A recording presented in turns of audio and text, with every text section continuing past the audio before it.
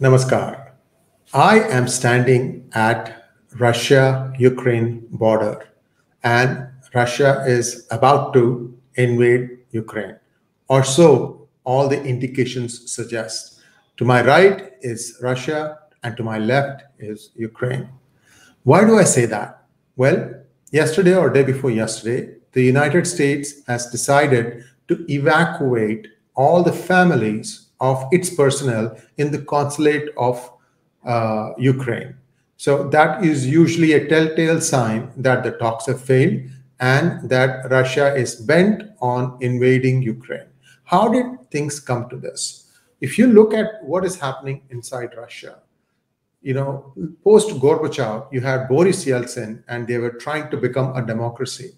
But once Putin came in, it has all gone down the river. Nobody is talking about democracy anymore. The one dissident, Viktor Navalny, we don't know if he's still alive or not, but there's a lot of, how should I say this thing? There is a lot of things that we don't know about Russia.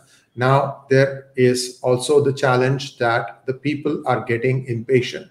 Is Putin trying to distract them by saying that we shall get back our old glory of our old Russia, the USSR?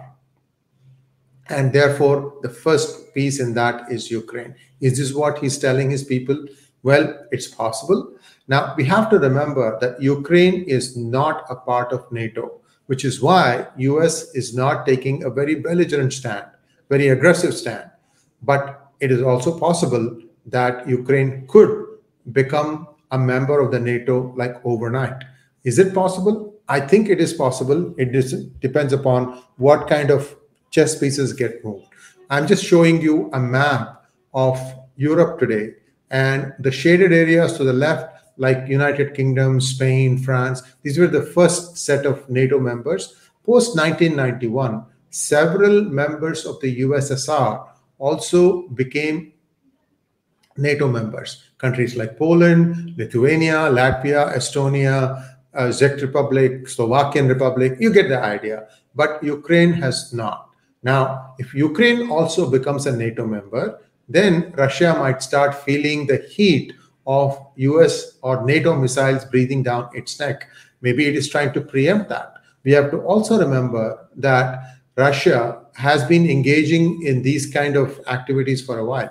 In a bloodless coup, they got Crimea from Ukraine, and perhaps they are telling Putin is telling Russians that Ukraine was all along Russia's property and we are going to get it.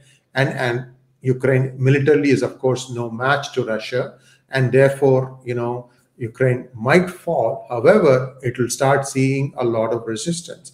To understand Russia, let's take a look at all the areas where they have been active in the past few years. One was Crimea, that they annexed without any bloodshed. Then they are also involved in Syria, where they claim that their management people at the high end, these are the ones who are actually helping the Syrian troops. We don't know, we have to take their word for it. They also said that their role or involvement in Kazakhstan has come to an end and that things have become normal in Kazakhstan again. Again, it is just a Russia claim. We don't know if it's true or not. Now, if Russia were to go ahead and invade Ukraine, what would the United States do? Well, it can impose economic sanctions on Russia, but they did that already when Russia annexed Crimea. So what different set of sanctions would the US impose? One of the things that they can do is to go ahead and impose sanctions on some of the bigger Russian banks. Once they do that, then the common man will be hit. Any Russian working outside of Russia who's sending in remittances, those will be blocked. Once that happens, people will be out in the streets. They'll be baying for blood. Who? We don't know. But this is one possibility. But it's also an extreme measure because that would hurt the people who are dependent on these remittances. We all know that many countries, including countries like India, are dependent on the remittances, some families, on the money that comes in as remittances from their near and dear who are working in more prosperous countries. So that is one possibility. The other thing that we are now seeing is Sweden and Finland, who are not NATO members yet, have now suddenly expressed the desire that they too wish to join the NATO. So NATO suddenly is becoming much more prominent. Well, we have to remember that under the Trump administration, NATO was actually being pushed behind, and Trump was saying that, we're taking care of so many things for NATO, we are subsidizing all these things, NATO should start paying for it. And when they said nothing to that, Trump was sort of downplaying NATO.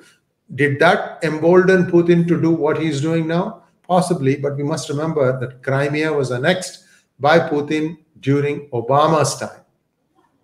So at least in a way, the Republican administration of Donald Trump kind of kept things the way they were. They did not start any new wars. Plus, they also made sure that others didn't start any new wars. So to that extent, they've been fairly good.